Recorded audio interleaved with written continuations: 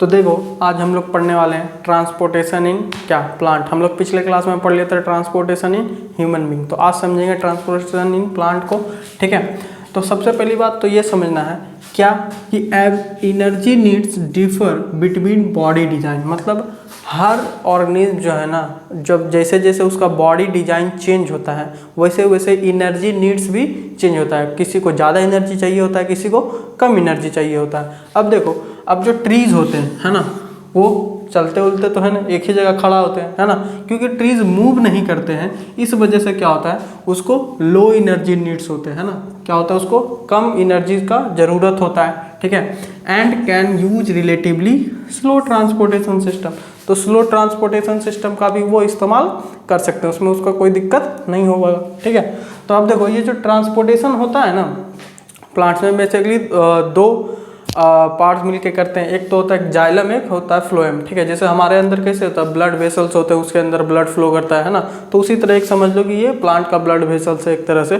ठीक है, तो जाइलम जो होता है वो क्या करता है, वाटर को मूव करता है। ठीक है, वाटर को और मिनरल्स को। ठीक है, किसको किसको जाइलम करता है, वाटर्स को और मिनरल्स को। कहाँ, from root to other part, मतलब रूट से लेके है ना अदर पार्ट्स में फ्लो ट्रांसपोर्ट करता है। ठीक है, और फ्लोएम क्या करता है, ये ट्रांसपोर्ट करता है प्रोडक्ट्स ऑफ फोटोसिंथेसिस। क्या करता है, products of photosynthesis. Product of photosynthesis मतलब जो फूड बनाता है ना, वो उसको ट्रांसपोर्ट करता है कौन, फ्लोएम। ठीक है, अब इसी को डिटेल में हम लोग को समझेंगे है ना, कि जाइलम में किस तरह से ट्रांसपोर्टेशन होता है, वाटर का, मिनरल का, इसमें फ्लोएम का किस तरह से फूड का ट्रांसपोर्टेशन होता है, डिटेल में उसको समझते हैं। ठीक है, देखो अब क्या है कि अब समझना है हम लोग को ट्रांसपोर्ट ऑफ वाटर है ना, कि वाटर का ट्रांसपोर्टेशन कैसे होता है प्लांट्स में। ठीक है, यहाँ पे एक तुमको पेड़ दिख रहा है। ठीक है, अब इसमें होता क्या है कि अब मिट्टी जो होता है, मिट्टी में मॉइस्चर होता है ना, ऐसे भी कहीं भी प्लांट लगाते हैं, मान लो तो उसका मिट्टी में हम लोग पानी डालते हैं ना। ठीक है, तो मान लो कि इसमें पानी आ गया। ठीक है, अब इसमें तो पानी आ गया मिट्टी में, ये ना ये वाला मिट्टी बनाया है यहाँ से नीचे से। ठीक है, समझ लो। ठीक है, तो ये जो मिट्टी है, ठीक है, ये मिट्टी में तो क्या है, पानी है। अब ये पानी रूट में कैसे जाएगा, रूट में जो है ना, रूट का जो स्किन होता है ना, किसका, रूट का जो स्किन होता है वो सेमी परमिएबल होता है। सेमी परमिएबल का मतलब वो कुछ भी एब्जॉर्ब कर सकता है ना, वो एब्जॉर्ब कर सकता है। तो एब्जॉर्ब करता कैसे है, यहाँ पे होता है ऑस्मोसिस प्रोसेस है ना। इसमें क्या होता है, ऑस्मोसिस प्रोसेस बेसिकली क्या होता है, जैसे कि मान लो ये एक जार ले लिए हम, इसमें बीच में जो है ना एक सेमी परमिएबल वेसल्स, ठीक है, क्या ले लिए, एक सेमी परमिएबल वेसल्स ले लिए। ठीक है, अब सेमी परमिएबल वेसल्स लेने से क्या हुआ कि अब यहाँ पे एक तरफ हम लोग ले रहे हैं है ना, दोनों तरफ हम लोग ले रहे हैं क्या, शुगर सॉल्यूशन। ठीक है, इसमें क्या ले रहे हैं, शुगर सॉल्यूशन ले रहे हैं, इधर भी शुगर सॉल्यूशन ले रहे हैं। ठीक है, लेकिन अंतर ये है कि ये कंसनट्रेटेड है। ठीक है, ये कंसनट्रेटेड है और ये क्या है, डाइल्यूटेड है। ये वाला क्या है, डाइल्यूटेड है। अब देखो, अब इसमें समझना ये है कि ये कंसनट्रेटेड और ये क्या, डाइल्यूटेड। तो अब बताओ कि ये इसमें होता बेसिकली ये है कि ये जो है ना, अब इसमें ये कंसनट्रेटेड, इसका मतलब इसमें शुगर का मात्रा क्या है, ज़्यादा है, और पानी क्या है, कम है। ये डाइल्यूटेड है, मतलब इधर पानी ज़्यादा है और इधर उसमें शुगर क्या है, कम है। तो अब इधर पानी ज़्यादा और इधर कम है, तो इसमें क्या होता है हमेशा ऑस्मोसिस प्रोसेस में, ये इक्वल करने का है ना, वो बराबर करना चाहता है हमेशा। ठीक है, तो इधर से क्या होगा, अब यहाँ सेमी परमिएबल लेयर था, तो इधर से धीरे धीरे तुमको दिखेगा कि पानी एब्जॉर्ब होते जा रहा है इस साइड में। ठीक है, ताकि वो बराबर कंसंट्रेशन पे आ जाए। ठीक है, मतलब इक्वल, जैसे जितना इधर जिस रेशियो में इधर पानी उस रेशियो में इधर भी आए। ठीक है, तो बेसिकली इसी को क्या कहते हैं, ऑस्मोसिस प्रोसेस। तो वही होता है कहाँ, रूट के पास। अब ये होता है तो रूट में चला जाता है पानी। ठीक है, अब रूट में उसी प्रोसेस से वो धीरे धीरे ऊपर चलता जाता है अपवर्ड। ठीक है, जैसे कि मान लो अब सारा सेल कनेक्टेड होता है, मान लो यहाँ से एक सेल है ना, यहाँ सेल है, इस तरह से कनेक्टेड है ना। तो इसमें हो रहा है क्या, इसमें पानी भर रहा है तो धीरे धीरे फिर इसमें आ रहा है, फिर धीरे धीरे इसमें आ रहा है। ठीक है, तो एक प्रेशर से धीरे धीरे ऊपर चलता रहता है। ठीक है, तो इसका मतलब हम लोग क्या समझे, this means that there is a steady movement of क्या, water that is steadily pushes upward. वो धीरे धीरे कहाँ चला जाता है, पानी धीरे धीरे ऊपर चला जाता है। लेकिन फिर भी इस प्रेशर, ये जो रूट प्रेशर होता है ये बेसिकली ज़्यादातर रात में काम आता है। ठीक है, रात में कैसे काम आता है वो अभी हम बताएंगे। ठीक है, अब ये इसमें इतना भी प्रेशर नहीं होता कि प्लांट के सारे भागों में है ना पानी चला जाए है ना, जिससे जैसे कि हम लोग नॉर्मल हाइट का जो देखते हैं प्लांट, वो काफ़ी ऊंचा होता है। ठीक है, तो इतना सा प्रेशर से उस सारे प्लांट में पानी जाना मुमकिन नहीं है। ठीक है, तो उसके लिए जो प्रोसेस यूज होता है वो क्या होता है, ट्रांसपीरेशन। क्या होता है? ट्रांसपीरेशन। अब समझते हैं हम लोग ट्रांसपीरेशन किसको कहते हैं, ठीक है। तो देखो ये अब ट्रांसपीरेशन जो होता है ये क्या होता है कि water lost through the stomata. अब देखो रिस्पायरेशन के टाइम में जब रिस्पायरेशन करता है कौन? प्लांट। तो जब वो कार्बन डाइऑक्साइड को जिस टाइम वो लेता है ना, उस टाइम क्या होता है? स्टोमाटा ओपन होता है, ठीक है। स्टोमाटा का क्या काम है? ओपन क्लोज होना, ठीक है। तो जिस टाइम वो ओपन होता है ना, उस टाइम क्या करता है? वो थोड़ा थोड़ा वाटर भी क्या कर देता है? लीव अपना सेल से क्या कर देता है? लूज कर देता है, ठीक है। तो वो जो अब वाटर लूज हो जाता है उसमें से, है ना, लीव्स के सेल में से, तो वो क्या करता है? अब उसमें जो है ना वो फिर से फ्रॉम द जाइलम वेसल्स, है ना, जो जाइलम वेसल्स आ रहे होते हैं वहाँ से पानी चार्ज जाता है कहाँ पे? उसके लीव्स में, जहाँ पे वो खाली जगह होता है। कहने का मतलब है कि लीफ क्या करता है? वाटर को लॉस करता है, ठीक है। वाटर लॉस करता है ड्यूरिंग द रिस्पायरेशन, ठीक है। अब जब वो वाटर लॉस करता है तो वो जगह क्या होता है? खाली हो जाता है ना। खाली होने की वजह से वहाँ पे लो प्रेशर बनता है और नीचे से हाई प्रेशर के वजह से क्या होता है? वो पानी को सक कर लेता है, ठीक है। वो अपने जगह पे क्या कर लेता है? सक कर लेता है। तो इस चक्कर में क्या होता है कि वो पानी क्या होता है? नीचे से ऊपर आ जाता है। तो उसी तरह धीरे धीरे यही प्रोसेस चलते चलते पानी एकदम ऊपर टॉप तक पहुंच जाता है, ठीक है। तो इसका रीजन भी यही है कि evaporation of water molecule from the cell of leaf creates क्या? सक्शन, है ना। क्या? एक सक्शन, है ना। लो प्रेशर बनने की वजह से एक सक्शन क्रिएट हो जाता है जो कि क्या कर लेता है? वाटर को सक कर लेता है जाइलम के वेसल्स से, ठीक है। Which pulls water from the क्या? Xylem cell of the root, ठीक है। अब देखो इसी को अब ये जो प्रोसेस होता है ना, लॉस ऑफ वाटर, है ना, ये जो वाटर लॉस होने का प्रोसेस होता है इन द फॉर्म ऑफ क्या? वेपर, है ना। ऑब्वियस सी बात है वो वेपर के फॉर्म में लॉस होता है, ठीक है। तो in the form of vapour के फॉर्म में जो लॉस होता है ना वाटर, और from its arrear part of the क्या? प्लांट। एरियल पार्ट मतलब ऊपर वाला पार्ट जो स्टोमाटा खुलता है, ठीक है। तो उसी प्रोसेस को, है ना, वाटर लॉस होने के प्रोसेस को क्या कहते हैं? ट्रांसपीरेशन कहते हैं, ठीक है। तो वाटर जो है ना, वाटर जो ट्रांसपोर्ट होता है उसमें ट्रांसपीरेशन बहुत ज़्यादा मदद करता है, ठीक है। अब वो जो इसके पहले जो बताया था रूट प्रेशर वाला, ठीक है, वो ज़्यादातर में जो है ना नाइट में ज़्यादा इफेक्टिव होता है ना। क्योंकि नाइट में क्या होता है? सनलाइट नहीं होता है तो एवोपरेशन भी वाटर का नहीं होता है ना, यानी कि वाटर लॉस नहीं होता है। तो उसके वजह से क्या होता है कि रूट वाला सिस्टम से ही वाटर पहुँचता है, ठीक है। लेकिन दिन में क्या होता है? सनलाइट होने की वजह से एवोपरेशन होता है, वाटर लॉस होता है ट्रांसपीरेशन वाले तरीके से, ठीक है। तो वो ट्रांसपीरेशन वाला जो है ना ट्रांसपोर्ट सिस्टम में काफ़ी ज़्यादा मदद करता है। ये कौन? ट्रांसपीरेशन वाटर ट्रांसपोर्ट करने में, ठीक है। अब ये जो ट्रांसपोर्ट होता है वाटर, ये किससे ट्रांसपोर्ट होता है? कौन से वेसल से? जाइलम, है ना, जाइलम से होता है। तो अब जाइलम किसको कहेंगे, ठीक है, उसको अब समझ लेते हैं। तो देखो जाइलम जो होता है ये बेसिकली अभी तो हम लोग समझे ही थे, है ना, एक तरह से नोट्स बनवा दे रहे हैं जाइलम का, ठीक है। तो ये जाइलम क्या करता है? ट्रांसपोर्ट करता है वाटर और मिनरल इन क्या? Upward direction. अपवर्ड डायरेक्शन का मतलब क्या? अरे भाई साहब वाटर जो आ रहा था हमारे पास वो कहाँ से आ रहा था? सॉइल से होकर आ रहा था ना, ऑस्मोसिस प्रोसेस से, ठीक है। तो वो सॉइल से कहाँ गया? रूट से। तो रूट से धीरे धीरे सारा ऊपर जा रहा था, तो फिर वापस नीचे कहाँ से जाएगा? तो ऊपर की तरफ क्या होता है? ऊपर के डायरेक्शन में फ्लो करता है, ठीक है। तो यहाँ तक बात समझ में आए। और क्या? ऊपर के डायरेक्शन में फ्लो करके highest point of the plant तक क्या करता है? वाटर पहुँच जाता है। और क्या? यही तो बता ही दिए, अपवर्ड डायरेक्शन में सिर्फ करता है। और ये कौन से प्रिंसिपल पे वर्क करता है? ये प्रिंसिपल ऑफ ट्रांसपीरेशन पे वर्क करता है। अभी ट्रांसपीरेशन समझाएं, है ना, इतना देर, ठीक है। तो वो ट्रांसपीरेशन प्रोसेस के प्रिंसिपल पे ही काम करता है। क्या? जाइलम में जो ट्रांसपोर्टेशन होता है वाटर का, खास करके कब? डे के टाइम में। नाइट के टाइम में कौन सा? रूट प्रेशर वाला। यहाँ तक बात समझ में आया। अब समझते हैं कि ट्रांसपोर्टेशन ऑफ फूड कैसे होता है ना। ये तो समझ गए ट्रांसपोर्टेशन ऑफ वाटर, ठीक है। अब फूड का समझते हैं। तो अब समझते हैं, है ना, ट्रांसपोर्ट ऑफ क्या? फूड, है ना, कि फूड कैसे ट्रांसपोर्ट होता है प्लांट में। सबसे पहली बात तो ये समझना है कि जो फूड ट्रांसपोर्टेशन होने का जो प्रोसेस होता है ना, उसको हम लोग कहते हैं ट्रांसलोकेशन। क्या कहते हैं? ट्रांसलोकेशन कहते हैं, ठीक है। अब ये बेसिकली होता कहाँ है? ये एक वैस्कुलर टिश्यू में होता है। कहाँ? वैस्कुलर टिश्यू में, जिसका नाम क्या है? फ्लोएम है। जिसका नाम क्या है? फ्लोएम है। वाटर और मिनरल कहाँ होता है? कहाँ से? जाइलम से, है ना। ये क्या है? फ्लोएम, ठीक है। फूड कहाँ से ट्रांसफर होता है? फ्लोएम से, याद रखिएगा, ठीक है। उसके बाद क्या? ये बेसिकली क्या ट्रांसपोर्ट करता है? प्रोडक्ट ऑफ फोटोसिंथेसिस, यानी कि फूड जो बनाता है उसको शेयर करता है, उसको ट्रांसपोर्ट करता है। अमीनो एसिड और भी अलग अलग सब्सटेंस, है ना। अमीनो एसिड का मतलब क्या? क्या चीज़ ब्रेक डाउन करके अमीनो एसिड बनता है? प्रोटीन को, ठीक है। तो प्रोटीन को ब्रेक डाउन करके क्या बनता है? Amino acid. अब डोज ये सारे को जो डिलीवर किया जाता है ना, ये सबको पहुंचाया कहाँ जाता है, ये सबको पहुंचाया जाता है जो रूट का स्टोरेज होता है, जो फ्रूट का स्टोरेज होता है ना, या सीड, या फिर जो भी ग्रोइंग ऑर्गन्स होते हैं ना ट्रीज़ के, वहाँ तक पहुँचाया जाता है जिसको भी फूड का ज़रूरत होता है। ठीक है, जितने भी बेसिकली ग्रीन पार्ट्स होते हैं ना, सब जगह बेसिकली क्या होता है कि फूड बनता है। ठीक है, और जहाँ जहाँ जिसको जिसको ज़रूरत होता है वहाँ से पहुँचा दिया जाता है। ठीक है ना। फूड कहाँ बनता है, ग्रीन पार्ट्स ऑफ जो जितना भी प्लांट का जितना भी ग्रीन पार्ट्स होता है वहीं पे क्या बनता है, फूड बनता है। यहाँ तक बात समझ में आया।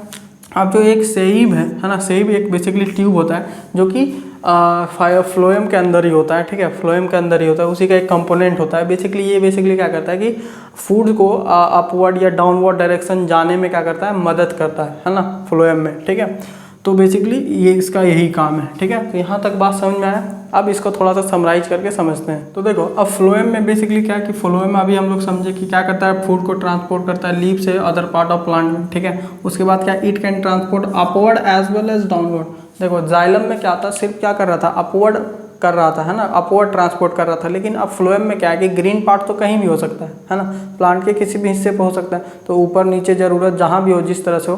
तो बेसिकली फ्लोएम में अपवर्ड डाउनवर्ड दोनों डायरेक्शन में फूड का ट्रांसपोर्टेशन होता है, लेकिन जाइलम में सिर्फ अपवर्ड डायरेक्शन में होता है। ठीक है, दूसरा चीज़ क्या कि ट्रांसपोर्टेशन ऑफ फूड जो होता है ना लीफ से अदर पार्ट में, उसको प्रोसेस को क्या कहते हैं, ट्रांसलोकेशन कहते हैं। बेसिकली होता क्या, जैसे कि मटेरियल, जैसे कि सुक्रोज हो गया, है ना, तो सुक्रोज क्या करता है, अब सुक्रोज जैसे मटेरियल्स को, है ना, एटीपी यूज करके, एटीपी का मतलब एनर्जी यूज करके, है ना, फ्लोएम में भेजा जाता है। और फ्लोएम के बाद उसके जो भी आगे का प्रोसेस तो पता है, उसी तरह से वो क्या करता है, अलग अलग पार्ट में पहुँच जाता है। यहाँ तक बात समझ में आए। तो ये था तुम्हारा क्या, ट्रांसपोर्टेशन इन प्लांट। तो देखो अब समझना हम लोग को एक्सक्रीशन क्या होता है। ठीक है, एक्सक्रीशन बेसिकली देखो हम लोग के शरीर के अंदर बहुत सारा मेटाबॉलिक एक्टिविटीज़ होता है। मेटाबॉलिक एक्टिविटीज जैसे रिस्पायरेशन हो गया, डाइजेशन हो गया, बहुत सारे प्रोसेसेस होते हैं। ठीक है, अब इस सारे प्रोसेस के ड्यूरिंग जो है ना, बहुत सारे वेस्ट भी जो है ना हमारे शरीर में प्रोड्यूस होते हैं। ठीक है, और ये सारा वेस्ट को रिमूव करने का जो प्रोसेस है ना, है ना, रिमूव करने का जो प्रोसेस है, उसी को हम लोग क्या कहते हैं, एक्सक्रीशन कहते हैं। मतलब it is the process in which waste are क्या, रिमूव फ्रॉम आवर बॉडी। ठीक है, बॉडी। ठीक है, तो इसी बॉडी से वेस्ट निकालने का जो प्रोसेस होता है ना, उसी को क्या कहते हैं, एक्सक्रीशन कहते हैं। ठीक है, अब मेटाबॉलिक वेस्ट बहुत सारे होते हैं, जैसे डाइजेस्टिव हो गए, है ना, उसके बाद जैसे कि रिस्पायरेशन वेस्ट हो गया, है ना, नाइट्रोजन वेस्ट हो गया, है ना, यूरिया हो गया, यूरिक एसिड हो गया, है ना, वाटर हो गया। ठीक है, ये सब बेसिकली क्या मेटाबॉलिक वेस्ट हो गए। ठीक है, तो अब ये सब को निकालने के लिए जो प्रोसेस होता है उसको क्या कहते हैं, एक्सक्रीशन प्रोसेस कहते हैं। देखो सिंपल बात कि यहाँ पे समझना है कि यूनिसेल्युलर ऑर्गेनिज्म जो ज़्यादातर होते हैं ना, उसमें एक्सक्रीशन प्रोसेस वैसा कुछ खास नहीं होता है ना, क्योंकि सिंगल सेल के होते हैं। ठीक है, तो उसमें सिंपल डिफ्यूजन प्रोसेस हो जाता है। लेकिन अब आप जैसे हम लोग हैं, ह्यूमन है, तो मल्टी सेल्यूलर है, तो मल्टी सेल्यूलर में हर चीज़ के लिए स्पेशल पार्ट होता है, जैसा कि हम पहले बताए हैं, है ना, कि हर चीज़ के लिए स्पेशलाइज्ड पार्ट होता है, स्पेशलाइज्ड फंक्शन के लिए, है ना, स्पेशल फंक्शन के लिए स्पेशलाइज्ड पार्ट होता है। तो अब समझते हैं कि ह्यूमन एक्सक्रीशन कैसे होता है। तो देखो अब ह्यूमन बॉडी में जो एक्सक्रीशन सिस्टम होता है, ठीक है, उसमें कुछ चीज़ें होती हैं, है ना, जैसे कि किडनी, है ना, एक्सक्रीशन सिस्टम, एक्सक्रीटरी सिस्टम का पार्ट होता है क्या क्या, किडनी, यूरेटर और यूरिनरी ब्लैडर और यूरेथ्रा। ठीक है, किडनी का काम क्या होता है, इसका काम होता है टू फिल्टर ब्लड, है ना, एंड क्या उसमें से रिमूव क्या करता है, रिमूव वेस्ट्स। ठीक है, रिमूव क्या, वेस्ट। ठीक है, उसके बाद अब यूरेटर क्या करता है, यूरेटर करता है क्या, ये ड्रेन आउट, है ना, drain out the waste from kidney, from कहाँ से किडनी टू कहाँ ले जाता है, यूरिनरी ब्लैडर में ले जाता है। ठीक है, तो बेसिकली क्या हुआ कि किडनी का काम क्या, कि ब्लड को फिल्टर करना, उसमें से वेस्ट को रिमूव करना। यूरेटर का काम क्या, ये क्या करता है कि जितना भी वेस्ट किडनी में था, ठीक है, उसको क्या करना, उसको यूरिनरी ब्लैडर में लाके उसको यूरिनरी ब्लैडर में बेसिकली लाना।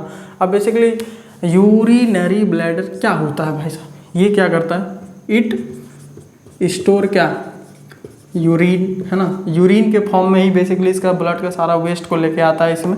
ठीक है, तो इट स्टोर यूरिन, और यूरेथ्रा क्या करता है, ट्रांसमिट, है ना, ट्रांसमिट द यूरिन कहाँ, आउटसाइड ऑफ बॉडी।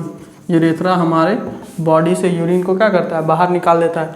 तो ये कुछ पार्ट्स हैं किसके, एक्सक्रेटरी सिस्टम के, ठीक है।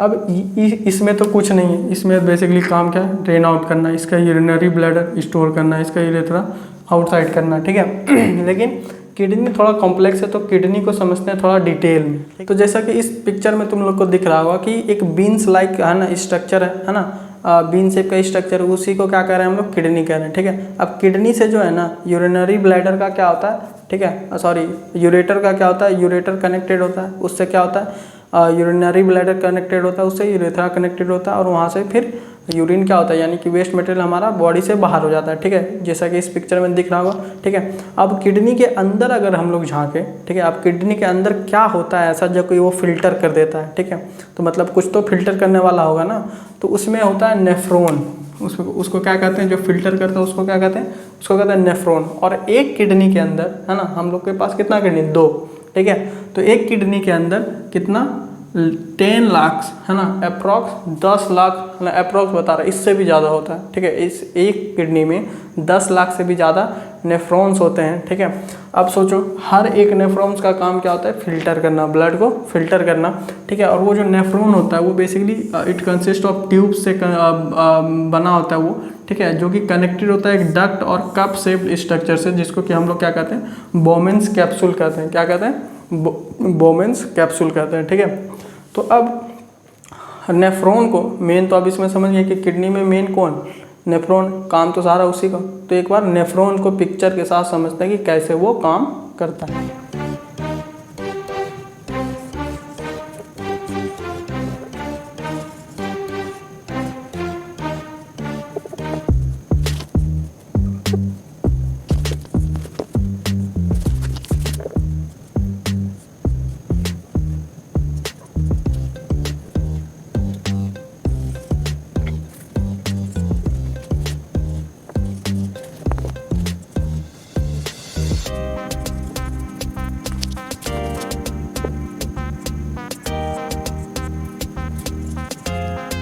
तो देखो अब हम लोग समझ लेते हैं थोड़ा सा नेफ्रॉन का क्या क्या प्रोसेस होता है, कैसे फंक्शन करता है नेफ्रॉन, ठीक है।